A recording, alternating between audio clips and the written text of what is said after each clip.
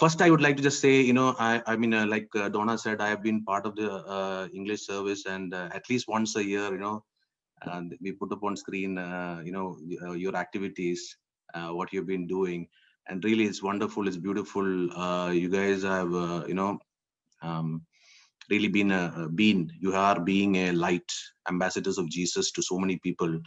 And to see that at this point of time, at your age, it's really fantastic that, this is what is happening in our church, in our youth. It is really blessing of God. You guys are really, fulfilling His plan for us, and we have to, it's really encouraging. I was nowhere there at that age. My focus was completely different, which I will talk about in a bit. But it's really wonderful. So again, some of these things, what I will share, probably you will share with me, actually, like Jason did it before. But I hope some things can be a reminder for us. And really, when I prepared this, it was a reminder to me also. And let's just hoping and praying the Holy Spirit talks, and we are guided and led. So I'll just share my screen. Hope this is visible. Yes. Yeah. Okay. So I'll start with a short story, if I may. Not story really, but a parent. He prepared a wonderful gift, a treasure, which he knew will be enjoyed a lot by his child. Prepared it wonderfully, kept it all ready and brought it and gave it to his kid. Okay, the kid came with all enthusiasm, excitement, opened everything and said, "Oh, this is so beautiful. Thank you very much, Daddy. Thank you." The parent went around doing his thing. He came back a little later and he saw that his kid was kept the gift, this treasure, in a corner, and he was playing with the wrapping paper. He got more interested in the wrapping paper, somehow distracted, than the actual treasure, the gift that the parent had, given to him. This is really what's happening to us. What can happen to us if we lose focus? We run behind. At least to this parent, this wrapping paper is only trash. It is meant to be thrown away. It has a purpose, but it is not the main thing. If sometimes we run behind the things, the peripherals, the things that are not important, than the things that are really important, the real treasure. And that's why we're talking about this today. Money has a purpose, but money is nowhere the real thing. It's a peripheral. It's I won't say it's trash, but it is not the treasure. It is not the main thing. God has intended a beautiful thing for us. I think Jason said relationship with Him, kingdom of God, salvation. But there are other things out here in this world: food, clothing, money, and we get distracted by these things, unfortunately, and we forget the real treasure, the real joy, the beautiful thing that God prepared for us. It is in our hands. We let it go, and we are now running behind something else. This happens to a lot of us if we lose focus, and that is why it is important we talk about money, and we talk about how to manage this money so we don't lose the focus. There is a purpose. We use it, but our focus, it is not the important thing. No way. We should always be clear what is the important thing. We know it. We need to keep our focus on it. So myself, I am a chartered accountant. I'm working in finance for last 20 years. And this talk is not about dollars or euros or any of that, but I will talk about things I have learned a little bit from my profession and my experience, but I think much more importantly, from the Bible, which will really help us, guide us to this treasure, or keep our eye on the treasure. We know about it, but sometimes we keep up. I think again, Jason said it.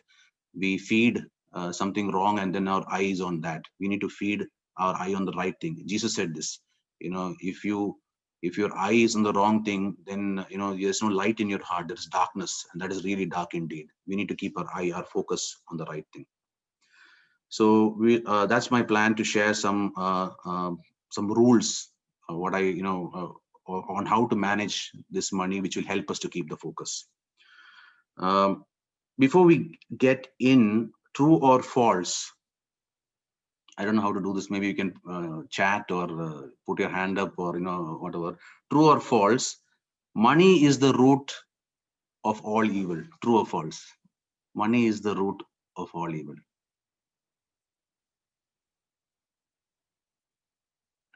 Okay, unfortunately, I cannot see my chat, but it's false. It's not money. It's the love of money. So the love of money, it's again the focus. What are we supposed to love?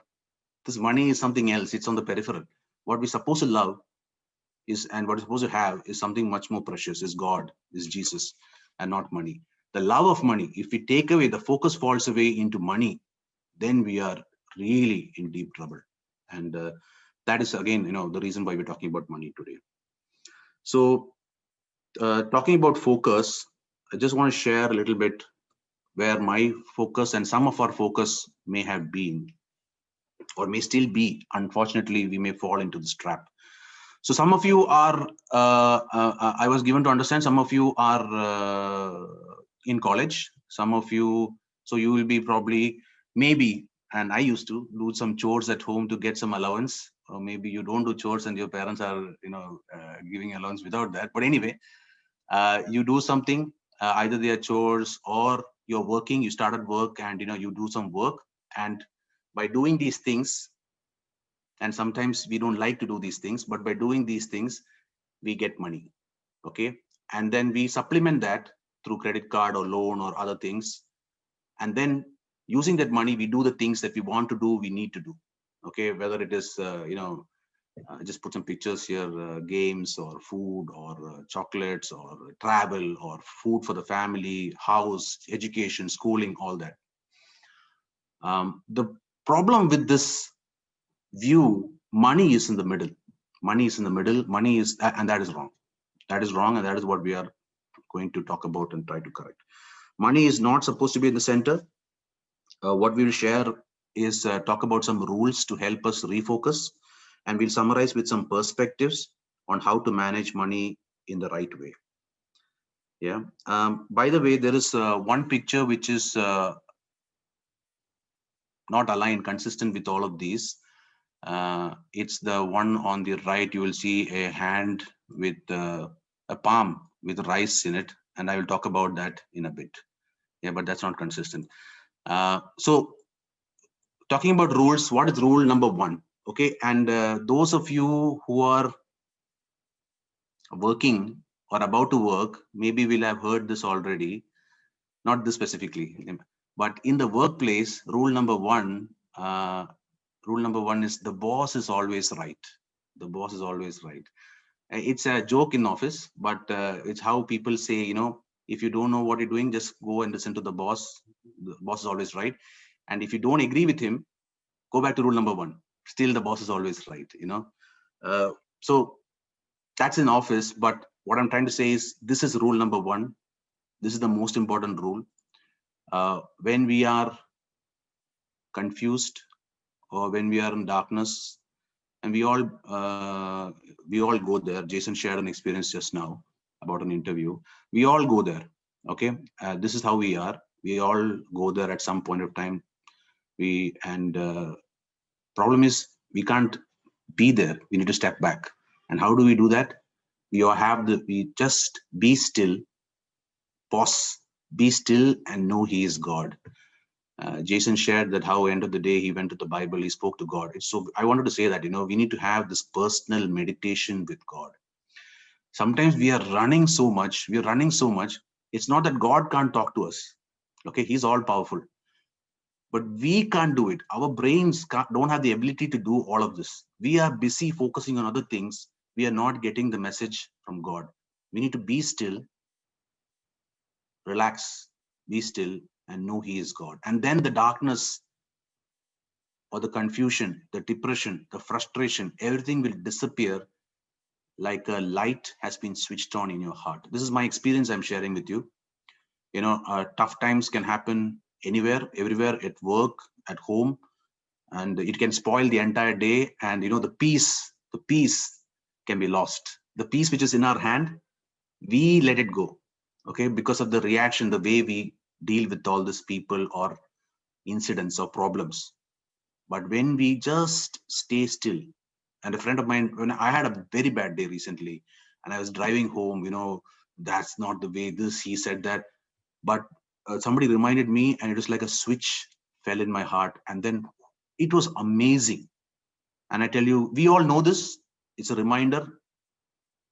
God has wonderful, wonderful plans for us. Number one, everything belongs to God.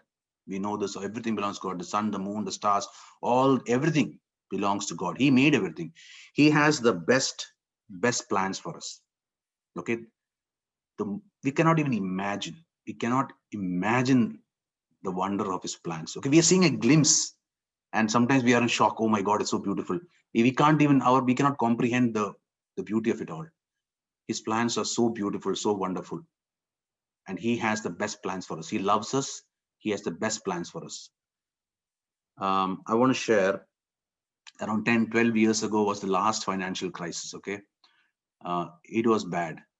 Today, maybe we don't remember. I mean, you guys may not remember, of course, but those of us who were working at that time, or our parents, it was a very tough time. A lot of uncertainty, a lot of rumors, talks. Oh, everything is going to end, this and that, and all the it's a cliffhanger kind of situation.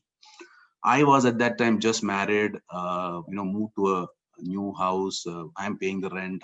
We are managing everything, me and my wife, and then this crisis came, and literally one day, I and my company, we're in a real estate company, so it was a matter of time before the company shuts down. Matter of time, and they're firing people left, right, and center.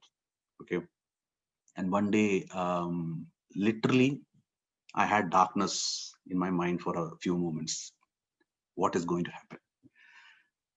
And seriously, before I even thought, that thought got completed, God, he's in his mercy. I remembered, what am I afraid of? What am I afraid of here? What am I getting worried for? God, God is here. He has the best plan for me. And at least my attitude changed. My focus changed. I knew whatever is happening, it is the best. It is in his plans. It will be the best. There is no doubt about it. I can't see tomorrow. Maybe tomorrow will not be it. Maybe not day after. But in the long run, it will be the best thing for me because he knows it all. From there, in 6 months, my company did shut down, or even a little later of that. But I got a better opportunity in Qatar. I went there for a few years and came back. The point I'm trying to make is, things may look very difficult, very dark at some point of time, maybe today. Yeah. And maybe it will continue to be for a few months. I don't know. One thing we know, and we should cling to it and never let go, is be still. He is God. Okay. We have the most important thing we already have, his love. So anything that happens is secondary. It can be managed. We need to keep our focus. He has the best plans for us. God will provide our needs. There is no question about it. I think Jason said it also again. He was talking about, should I ask God? He knows everything we need. He knows everything better than us. He wants a relationship. We need to continue to have the relationship. We need to be still and have the relationship. Find time. The most important thing. As recently, my son, he was in a class, and I heard somebody say, Bible before breakfast. I like that. Before anything else, you first talk to God. Okay. I was watching on YouTube maybe a year ago. This professor was showing, he took a vase, like a container, and he said, okay, let's put some, sand in it. So they filled half of it with sand. Let's put some rocks in it. He put some more rocks. And then the kind of the, container got full, but there was still some stuff lying on the table. So he emptied it. He said, okay, let's reverse it. And he reversed the way he put things. He put the main things first, let's say the rocks. And then in the end, he put the sand and he shook it all together, and it all kind of settled. It went in, and it kind of became a nice, everything went in. We need to focus on the main thing. Okay. We need to, Bible before breakfast or whatever it is. Let's make sure we have God first before everything else in our lives. And then everything else will fall into place perfectly, wonderfully, beautifully. We will have time for everything. But at least we have time for God, the most important thing. So he will provide all our needs. He knows our needs. Uh, if my son asks me for a car, I'm not going to get him a car. If I can also, maybe I'll get him a small toy car. Why? I know he's not ready for a car. Yeah. God knows very well what we can handle and what we can't handle, and what is best for us. Even if we think we know better than God, sometimes we think like that. Yeah. But he knows the best. We have to keep our eye on that. We know that he will give us exactly what we need when we need it, and it will be the best thing for us. Again, Jason was talking about this interview. I want to share one tough interview I had. The person was a Pakistani. This was again 15, 16 years ago. And, Indian Pakistani, I thought this guy is giving me a tough time because I am from India and this guy is Pakistan. He gave me soup, literally I'm vellam kudichu. I asked, can I get a glass of water? Yeah. And I had that sip of water and I said, man, it's a waste of time. This interview, my mom or dad or somebody's waiting outside. They dropped me and I was like, what? Let's just finish and go. Okay. But I didn't react. I didn't say a lot of things into my mind. I didn't say any of that. Let me say, maybe it's too stretched, but I endured. Okay. I just kept quiet. I was patient. I went through the process. At the end, this guy, he gave me a job. He gave me the job and he gave me a package more than I got from I had an alternative. Which I was, ready for, even that one. What I'm trying to say is, things may not look, again, in that moment of time, things may be dark. Things may look wrong, completely unacceptable. I had a big ego. I'm a chartered accountant from India. How dare he ask me these questions? Of course, and he's making me look like a. But in the long run, God has the best plan. And even if I didn't get that or whatever, like I lost the job in Dubai many years ago, he has the best plan. You may think it is darkness, it is not. Okay, the light is Jesus is the light. The most important thing, the beautiful thing. Let's keep focus on that. Let's remember that. We know that.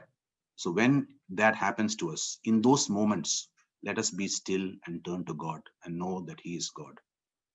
Last thing here, rule number 1, guys and girls, He works through us. We are an instrument. And I think I've seen that wonderfully, beautifully through you all in at least in your annual activities, which, are being shared. He works through us and we need to continue to shine. That is His purpose. He loves us so much. He loves each one of us so much. We are precious in His eyes, but not just us, even the people around us. And we need to share that. We need to continue to share that, spread that. We need to be the light. We need to be the salt. We need to spread the light. That's what God wants from us. We can't just keep on receiving. We need to share. And as I think you guys have been doing it so wonderfully, that is so important. Ambassadors of Christ. We are to reconcile. Accountants use this word reconciliation. We love to reconcile. But it's there in the Bible, yeah? Maybe, I don't know, there's a lot of accountants in there, but we are supposed to reconcile God, what He wants with man. Okay. And God is not going to change. He's the right. He's the pure. We need to get man to be reconciled to that. So we are the instrument. He works through us. He loves us, and he has the best plans for us. He gives us everything we need. We need to give.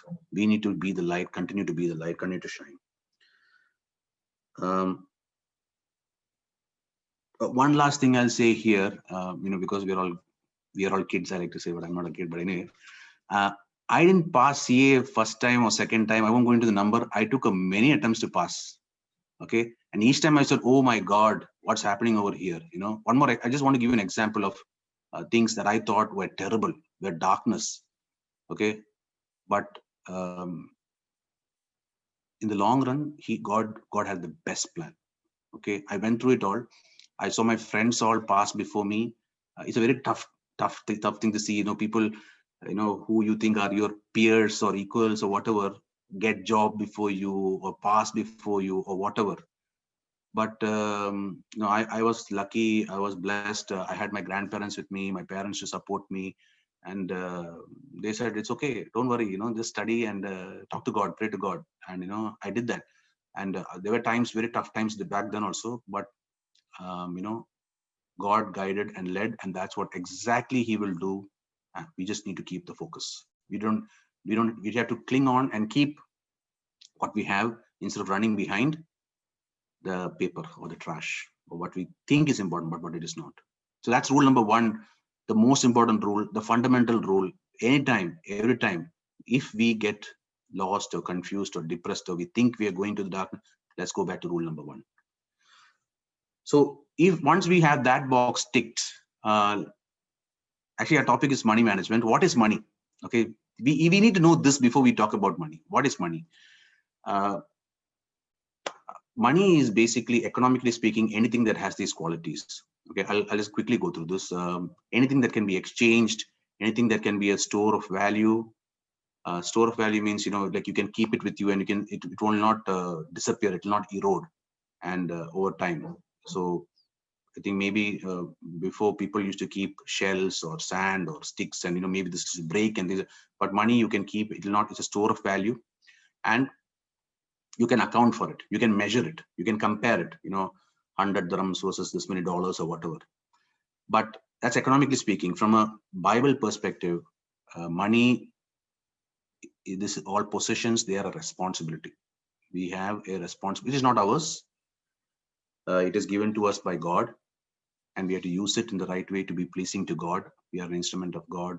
We need to make the music, the sounds, the prayers, the deeds, the thoughts that are pleasing to God, honoring God. Money is a responsibility. Money is only a tool. It is only a tool. It is not the main thing. It is a by the way thing. It's a peripheral thing. It can be even compared to fire. You can use fire to cook your food. Okay, but if you don't use it properly, it can burn your house down. So we need to be very careful. Keep it its right place. So it's a responsibility. And history, very quickly, money used to be many things. Today it is gold, silver, cash, deposit, even Bitcoin maybe in the future. But the point here is, whatever has these qualities, it is money. But we need to be careful. It's about our focus should be not on money per se, but on the right thing, the most important thing, God and the relationship. And it is a responsibility. So if that is money, how to get it, and is there a shortcut? Okay, we are all, some of us are in college, some of us are looking for jobs, some of our jobs. Is there a shortcut to make some money? Rule number 2, there is no free cheese. Okay, remember Tom and Jerry. Once in a while, Tom puts this, what is it, rat catcher or mouse catcher with a little bit of cheese. If he comes and hits it, the thing comes and traps Jerry or the mouse. Okay, there is no free cheese. There is always a trap in this world. In this world, there is no free cheese. So we have to work for money, but it is not working for money. We are working because God has given us this job. God has a purpose for us in this job. A result of that is the money. Again, that is also a purpose, that God has a purpose for that. We will talk about that later. But work is a blessing from God. Okay. And somebody told me very beautifully, for those who work, your company is not your provider. Your boss is not your provider, my provider. My boss is not my provider. My company is not my provider. God is my provider. God is my defender. God is my rock. If we get that setting correct, a lot of things will become easy and clear. Work is, some of us feel work is a pain. Some days I feel work is a pain. Some days maybe it is, but it is a blessing actually. It's a blessing. God has given us this job. We have to remember that whatever comes to us, we pray and we are guided by Him. We take decisions guided by Him. And these are blessings that He has given us. We need to work in a way that is pleasing to Him. So whatever you do, work heartily, work cheerfully, as if for the Lord and not for men. Yeah. So work is a blessing. God is our provider. And we need to serve Christ in all we do. Serve Christ in all we do. And there is no small job or big job. I think again, Jason mentioned this point also. There is no small job or big job. Okay, whatever job God has given us, it is given by Him, and we need to do it in that way. Now there are many. These glasses I'm wearing. Okay, without this lens, I can't see, or my visibility is impaired. But these glasses cannot be put in place without this screws, small tiny screws, and sometimes today's technology you can't even see the screw, it's invisible. But those things are required for these glasses. Okay, a missionary's job is super important. Okay, but this missionary has been taught by a teacher. He has been looked after by a nurse. He's been taken from place A to place B by a bus driver. And he's been taken care of the most, his mother. Okay, every role, whatever God has given. Okay, we are try to be smart, and I'll talk about that in a bit. And we can try to find other ways which are not God ways meant by God. That's a different story. But anything given by God, whatever role it is, there's nothing small or big. If it is given by God, it is for us. It is beautiful, and we need to do it in the way pleasing to God. Talking about smartness, I want to mention this point here because again, you guys are all young guys and girls. You may think, okay, and no harm in thinking that. I think that you guys are super smart, okay, and that's fine. But unfortunately, we Christians, brothers and sisters in Christ, we live within a framework. We can't go outside this framework. It is not for us. Whereas there are people out there in the world, they can do anything. So they can be smart in a way we cannot, because we don't want to. That's outside our ambit. So what I'm trying to say is that don't think that, okay, I'm so smart, I won't be trapped in that, or I won't get caught in that. Just don't even go there. Don't even go there, because it may be in your heart. Christ is in your heart, that you will not fall into this. But there are people in this world who are designed some things in such wonderful ways, without even us knowing, we will fall into the trap. So whether you are smart or not smart, or think you are smart, don't even go to this kind of, stay away. That's why when your kids are, sometimes the parents say, we like it or not, that stay away some people because they have some views on some people. But it's not all for nothing. There is a reason for that. There are some things we need to stay away from, because whether we think we have control or we are smart, we will not. It is a slippery slope, and we can get easily distracted. We can easily fall. On this point, I want to share one more thing. There is no free cheese. Nothing in this world is for free. But I want to say, as we all know, the most important thing we already got. God gave us Jesus Christ, our Lord and Savior, who died for us on the cross. So we have the most important. We have life, eternal life, because of Jesus, because God has already given us. And this He gave us not because we were good people, or we did something, or we prayed, or we helped somebody, or we studied. No, He gave it to everybody because He loves us all. So while in this world we have to work, and that's God's plan for us, we should not forget that God has already given us the most important thing. While we were in the darkness. Okay, if not for Jesus, we were all in the darkness, doing our own thing, thinking we are in the right place, but very far. We were actually in the jaws, actually in the throat of death. And because of Jesus, we were taken from that place, and we were put in the garden, in the presence of God, where there is true joy and peace and rest, which is the treasure that God has meant for us. And we need to be careful not to go away from that presence of God, the real treasure, again behind things that are not important at all, but may slip and make us fall into the darkness. Let's cling on to what we have. Rule number 1.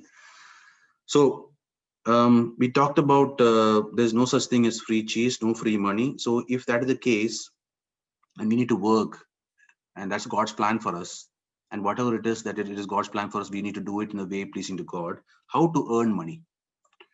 How to earn money? Earning money. This is from classic. Those who have done accounts of business. This is a textbook page. You can earn money through salary. You can earn money from business or profit.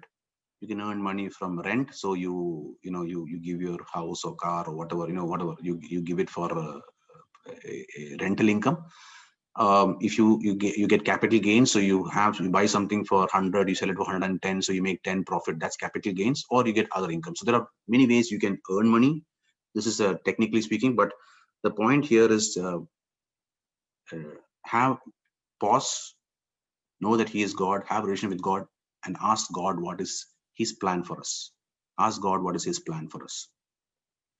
Now let's ask God to guide us. Okay, His plan is much, much, much more beautiful than we can imagine.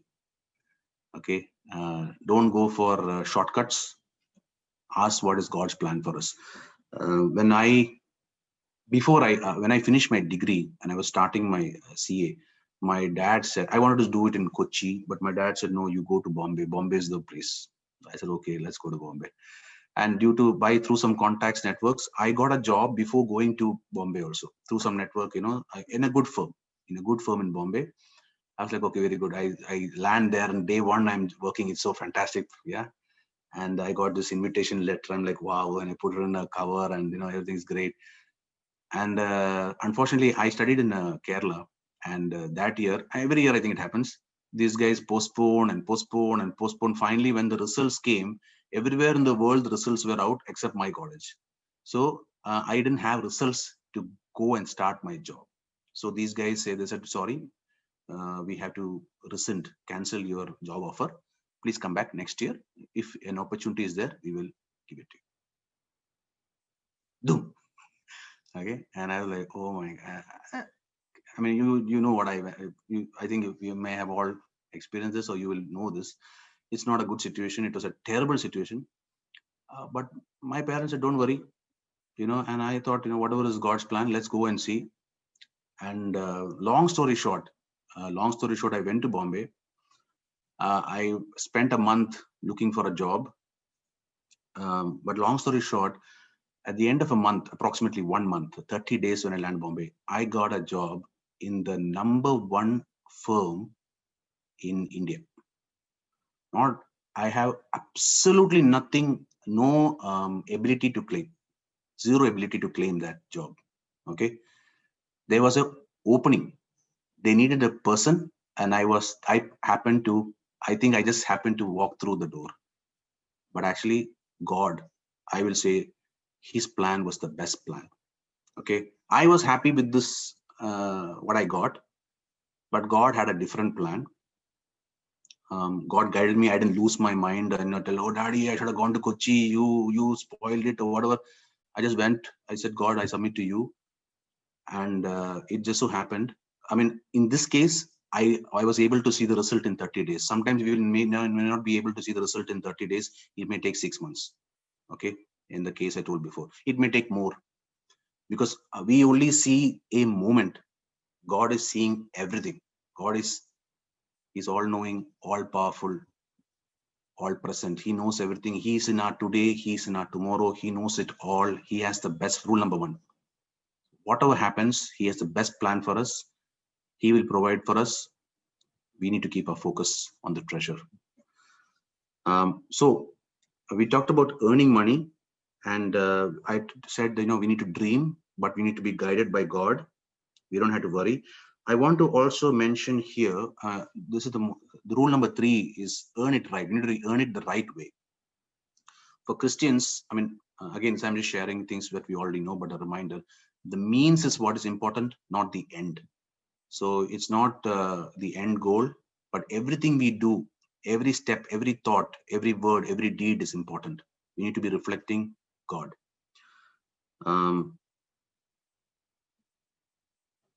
I can't help. I have to share this joke. The 2 brothers are having a fight. Okay, one brother says, "Mera paas ghar hai, mera paas makan hai, mera paas gaadi hai, tumhara paas kya hai?" And other brother says, "Mera paas maa hai." Yeah, there's no point in us having everything in the world if we don't have the right thing, the most important thing. It is all useless, all useless. And this is the world we live in.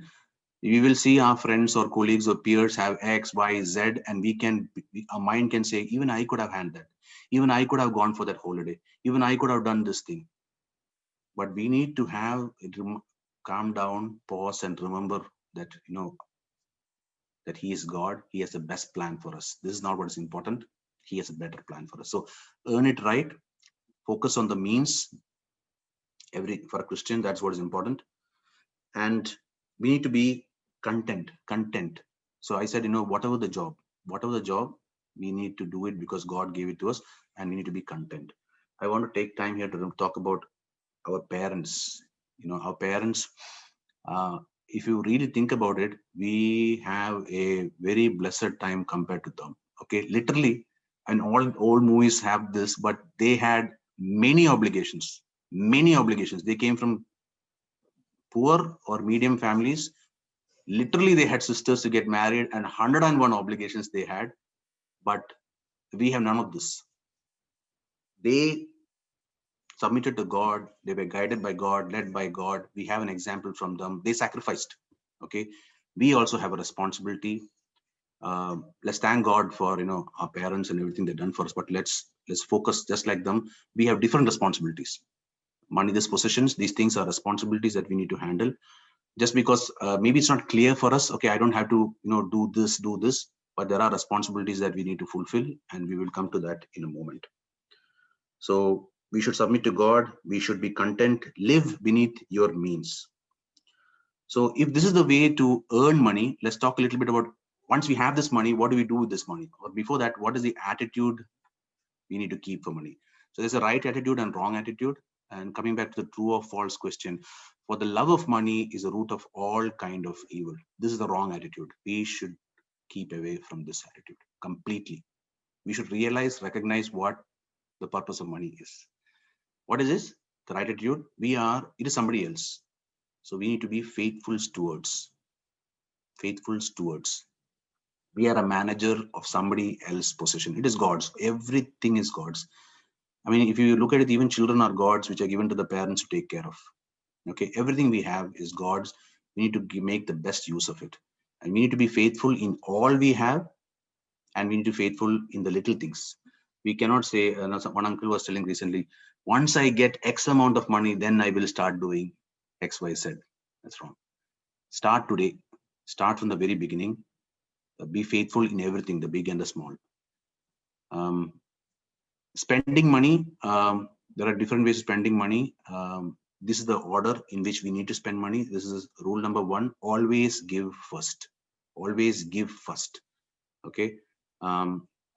Giving is an act of worship. It's an expression of faith. When you talk about giving, you can't really give God because everything belongs to God anyway. But you do it because you love God. You do it because you love God. You have to give. We have to give minimum 10%. Minimum 10%. So Bible talks about, if you go through Old Testament, and one uncle, I think he was an accountant, he calculated, that plus sheep, plus cow, plus goat, plus dove is equal to some 30-40%. But anyway, that's the minimum, the tithe that Bible talks about, minimum is 10%. We need to, how do we take it out, separate it? That's why I say give it first. So it doesn't get muddled or, with the other things, and then we end up not having enough to give. Give it away. Or if you have an objective, you keep it apart, so it is not mixed up with the funds that is available for you for other use. This is a practical thing that we need to follow. Always give first. Give minimum 10%. Here I want to talk about this picture which came back, the harvest festival, or handful of rice. This is I'm proud to say, when I heard this first, this is all our tradition. All our tradition, our grandparents, this is how they did things. And maybe because we were brought up in India, we were here, we didn't see this, but we saw it through this harvest festival, which happens once in a year in a church. In their homes, in those homes, our grandparents' homes, when they cook food or when they make food, they take a little bit and they put it apart for giving it to the church or for the poor or something. This is our tradition. And they didn't have anything. And they used to do this. So always give first. This is our tradition. Yeah. This is what. Denny, can I interrupt? Yeah. So that's called PDRE. So whenever they cook rice, they make sure they take this much, ORPD, this much, which is enough for one person's meal. And that's the measurement, okay? One person's meal. So whenever they have it, they make sure one poor person is having food. That's it. Yeah. So when I first, I mean, I was born and brought up, like Achan said, here in Dubai. I didn't see any PDRE or, we used to do it differently. But when I went back home and I heard this back home, my grandparents or in the church back in India, in Kerala, I was like, my God, how did they manage this when they, in those days, okay, it was really amazing and shows, the richness of the faith, the richness of the faith. Maybe they didn't have clothes like us or house like us or, but they had such a wonderful, beautiful, deep, deep, deep faith. And we need to cling on, we need to remember that and cling on to that. Cain and Abel, we don't give, by the way, let me give this, and by the way, let me give that. We give the best. Okay. Cain gave a little bit from here, a little bit from there. He brought some offerings. Abel gave the best. God looked at Cain and his offering. God looked at Abel and his offering. God chose Abel. How can we give anything less than the best to God? Yeah, we're really taking him for granted if we do that. Again, it's about focus. We lose focus. We think of God as something he's not if we're doing that. If we really keep our eye and we remember that we are talking about the King of Kings, the one true God, then we will give only the best. Let's keep our eye. Rule number one. And why? Because he loves us. It's all his anyway. And because this is an act of worship. John 3:16. He gave us without even us knowing about it. We didn't even know that we are dead. We didn't even know that we are on the way path to death. He knew it. He gave us the most wonderful treasure, like that parent. Do we want that treasure, or do we want to go behind something else? That also he's given us. God has given you the will, us. God has given us the chance, the opportunity. We can choose. We can choose. He's not going to force us to love him. It's our choice. And I think by grace of God, we have been, through our church, through our parents, through our Sunday school, through all these meetings, we have been taught all this. We should cling on to these truths and move forward. I think I'll go a little fast now that I think we're running out of time. So quickly, before we move to need, I want to talk about taxes. Is an important point here. There's no taxes here, but if there were, you pay tax. First you give to God, then you give taxes. Otherwise you get into trouble. Taxes means what the government will ask you. It is going to come soon, maybe next year.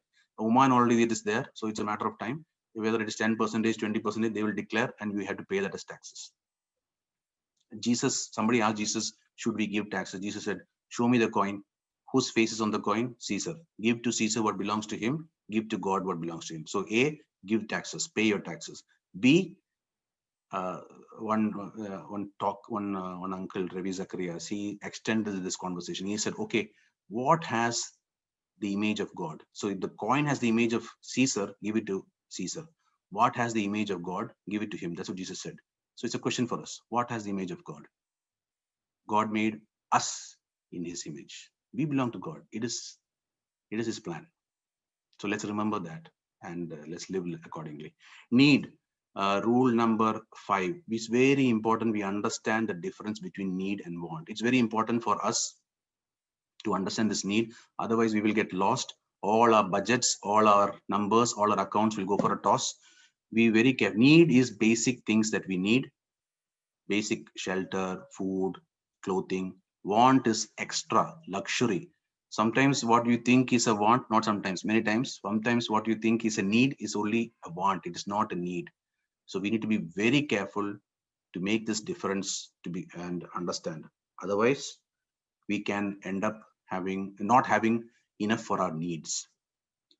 And the world is a very, very easy way, good way. They will fool us by, through our many things happening around us to spend on wants, and then we end up not having enough for our needs. So be very careful about that. Rule number 6, avoid debt. Um, Practical point here. So the Bible is not against debt, but we have to be very cautious. Again, it's about need versus want. If you are taking a debt for a need, it is fine. Like for example, you have a big expenditure, like if you say building a house or something big, that's a need you want to fulfill. You can take a debt for that, but it has to be within you what you can manage. If you are taking a loan to buy a plane or something like that, that's wrong. So we need to understand this is my need. It is correct. This is God's plan for me. And I have this much money. I can pay it off. You can take a debt for that. Credit card, very important, brothers and sisters, friends. Today's world, we need credit card. That's the way everything is online and all that. But the way to manage credit card, you have to pay 100% on the due date. Otherwise, the credit card will take your money and go. It's basically a loan. So pay 100% on the due date. If not, you have to review your credit card expenses and see, are you spending anything for things which is want, not need. The charges on credit card is awesome. I'm a finance guy. They are taking them. It's how to say a blade. They are taking the maximum amount. No interest is higher than the credit card interest. So you have to be very careful. Pay off you as on the due date, 100%. The best thing I will say, because you may forget, you're very busy, tell your bank to do a standing instruction. Once you have a job, when you have a job, if you have a credit card, to do this first. Otherwise, you will get, without even knowing, maybe your credit card penalty will be more than your credit card charge. So pay credit card first. Saving.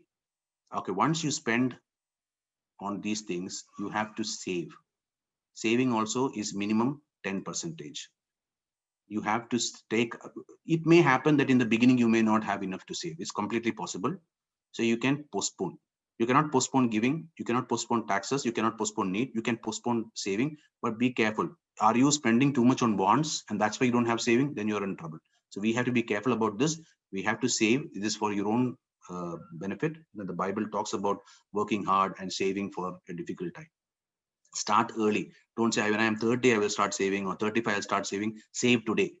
Okay, my mother knew I could not save, so the day I got a job she got me into a saving plan. Okay, start early, start immediately. Saving matrix, shortage of time, I will not go too much in that. Very shortly, there are different ways to save, but I'll just say don't, be very careful. Consult. You can talk to your friend, talk to your parents, talk to people in your group, in the church. Don't, which we need to be very careful. Some of these things are not really saving, they are gambling. Gambling is not allowed. Gambling is not allowed. We need to be very careful. Straightforward things, putting money in the bank and getting interest, that's okay. But if you lotteries and God knows, this pyramid scheme, you put 10,000 today, you get 20,000 tomorrow. It's too good to be true means it is wrong. If it's too good to be true, if you don't understand it, don't do it.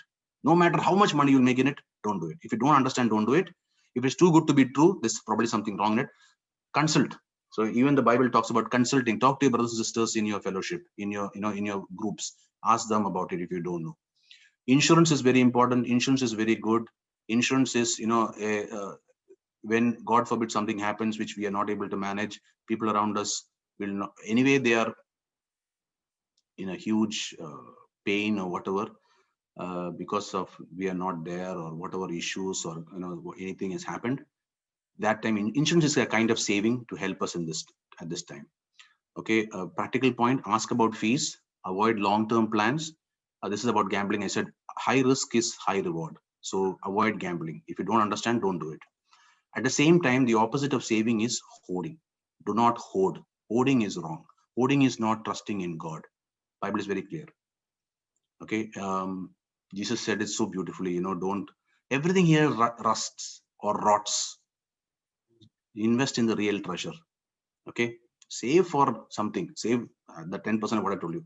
If you keep your eye on that and what is going to happen to my money, what is going to happen to this, your eyes on that, your eye is not on God. Your eye is not on your relationship. And then we are going in a very wrong way. And the world, I shared this before. Even today, we may think this is all it is all written. It's theory. Nothing's really happened, but actually, it is really happening. In the middle of this coronavirus crisis, I read in Switzerland now you can buy caves. You can buy caves. Not you means high net worth individuals, rich people can buy caves to put their paintings and cars and money there. So in case a pandemic happens, something happens, the riches are safe. Okay, this is happening in today's world. Bloomberg, I read some. So this is a not theory. This is the truth. This is the world. Let's be aware of it. Let's be careful. And the last rule: make a budget. This is very important. Make a budget. A budget is a planning tool. How much I will make?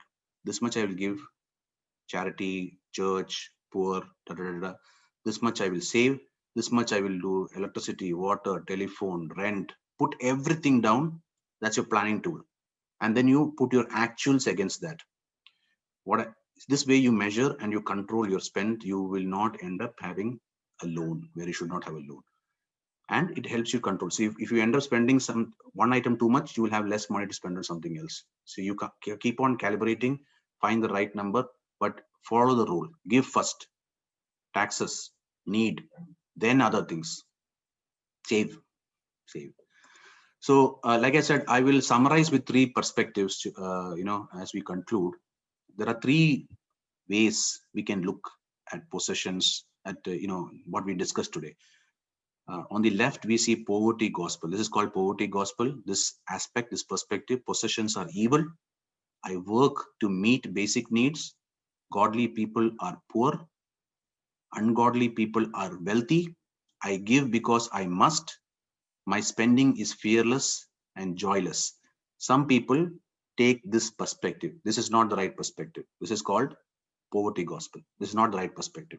Some people have the extreme other opposite on the right. Is called prosperity gospel. Possessions are a right. I have to get it. It's my right. I work to become rich. Godly people are rich people and ungodly people are poor people. Okay. I give to get. They're doing a deal with God. And my spending is carefree and consumptive. I can spend because it's my right. This is also wrong. This is called prosperity gospel. What is the right thing? We are a steward. Okay. Rule number 1. Possessions are a responsibility. I work to serve Christ. Whatever we do it because God gave us. He is our provider. Godly people are faithful people. The attitude we talked about. Ungodly people are unfaithful people. I give because I love God, and my spending is prayerful, responsible, and joyful. This is a summarize. I'll just move on. So to conclude, what is our focus? Where our treasure is, there our heart also will be. So if we focus on money, we're focusing on the trash, like the kid we talked about in the beginning, not the real treasure that God has intended for us. Let's focus on the real thing, the most important thing. I'll conclude by saying this. Because of Jesus and what he did on the cross, we have the real treasure. We say the saying is there, the silver spoon, born with a silver spoon in the mouth. We have the real treasure. We already have it. We didn't even know it. It's already done. Okay. Now we just have to make sure we keep the focus on it and don't lose that for something that is not at all important. Yeah. Thank you.